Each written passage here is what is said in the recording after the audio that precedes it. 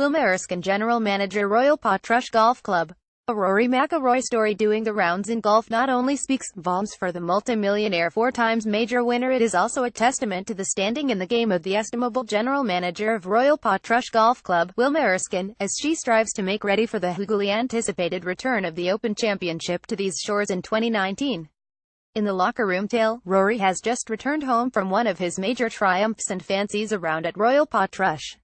He phones the club several times until he gets Wilma on the line and asks if it is okay with her to come up.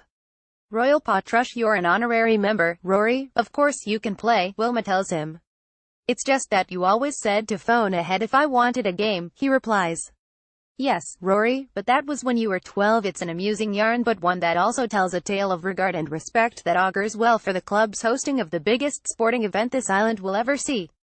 50,000 people a day are expected through the Dunluce Road gates on each of the 4 days of the July 18, 2019 tournament. Television pictures will be beamed into an estimated 600 million homes worldwide, with the economic benefit for this region calculated at £120 million and rising.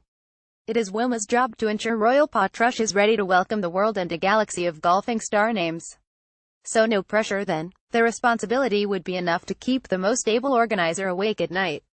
But Wilma is taking it all in her positive stride.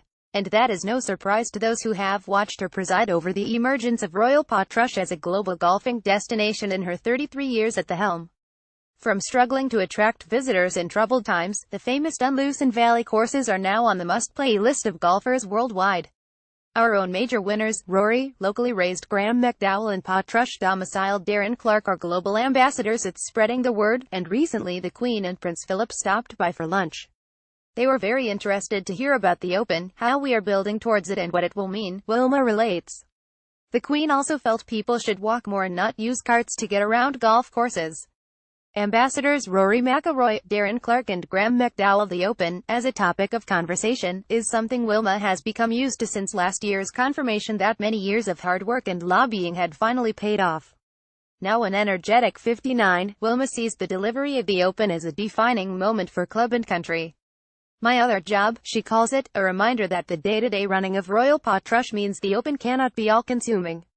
Nevertheless, Wilma affirms it's understandable, as 2019 seems a long way away right now, but I don't think people have quite grasped the magnitude of what's coming our way.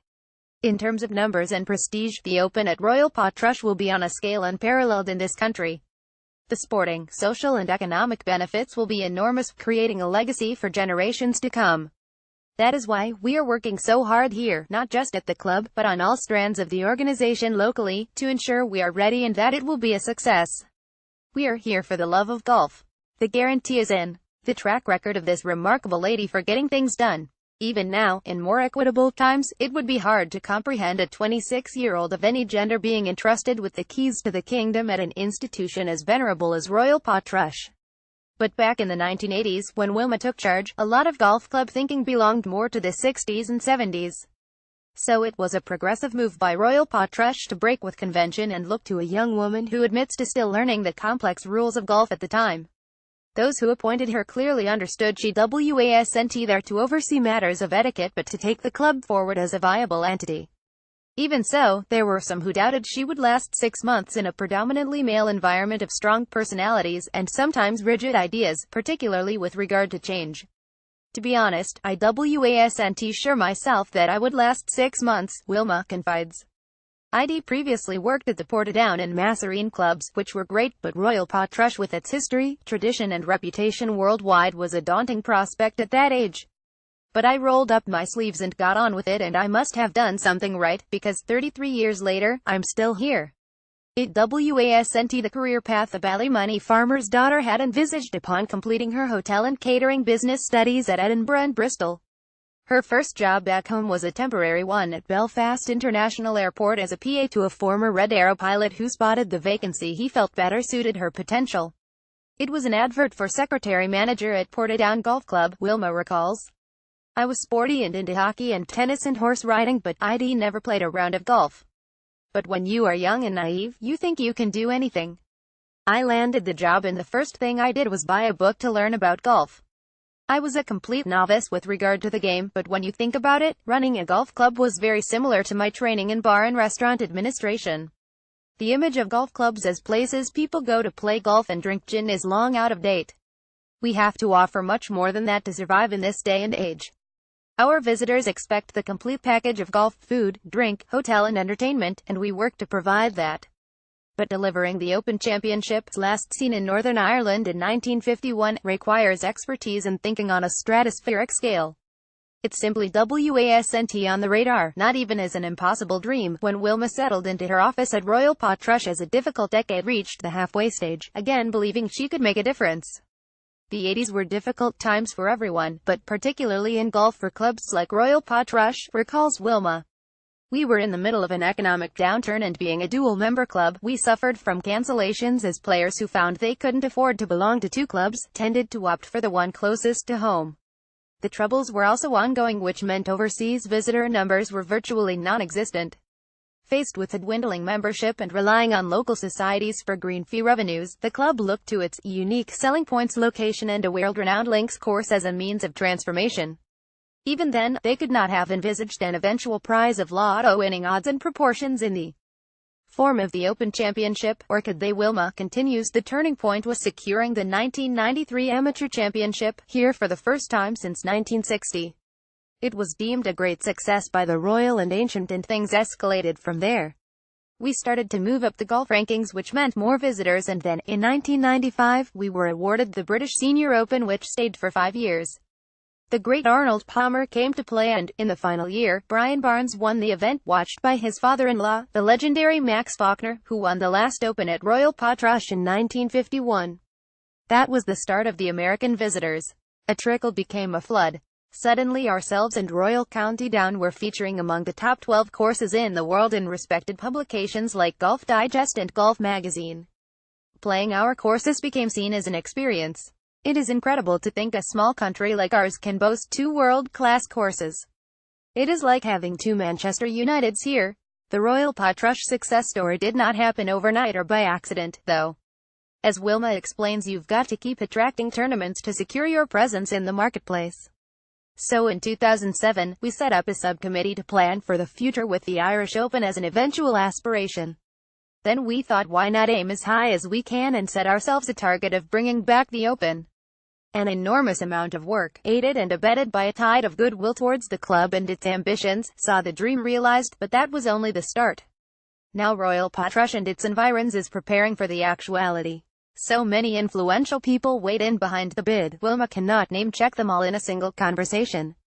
The triumvirate of Rory, GMAC and Darren did their bit, and Wilma is especially glowing in her praise for the role played by former First Minister Arlene Foster in securing financial backing from the executive.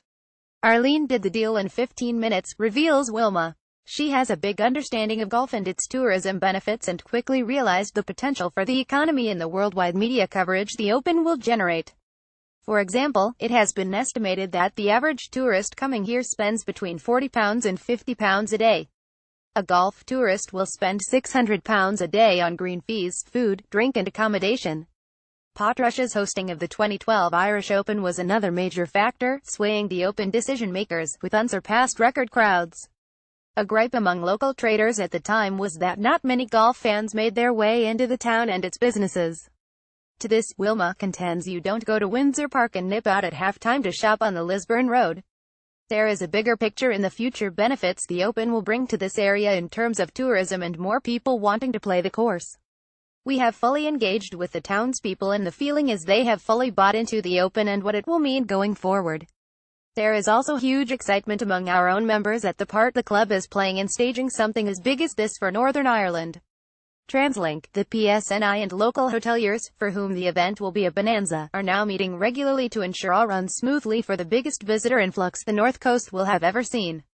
At the golf club, even with the event 2 summers away, Wilma is busy planning hosting fact-finding tours, drawing up itineraries on which the Bushmills distillery features prominently, and preparing for the descent of the construction teams who will erect a 20,000-seater grandstand, hospitality village, media center, lay miles of fiber optic cable and even a creche for the young families of the competing golfers. On the day we met in the excellent club restaurant, Wilma was hosting the English and French golf media teams, competing in their annual Ryder Cup tournament, and the place was a hive of activity. On her watch, Royal Portrush membership has grown to 1,400 and annual full-paying visitor numbers to 17,000. The wonder is she ever finds time to spend at home in Dervick with husband Ross Hegarty, himself well known in the hospitality industry as a brand manager for Tenants Knee. She has promised, however, to row back once the Open has been successfully delivered. Retirement is not on her radar, though, as Wilma sees a gradual handover to a successor in much the same way as her good friend Mervyn White, the Northwest 200 Supremo, who coincidentally will also bow out after the race's 90th anniversary in 2019, having overseen a succession into his job. "We will go out together in a blaze of glory," Wilma laughs. "But seriously, I want relax until the winning putt drops on Sunday, July 21, 2019, and I hope it is one of ours. We are cheering." Belfast Telegraph.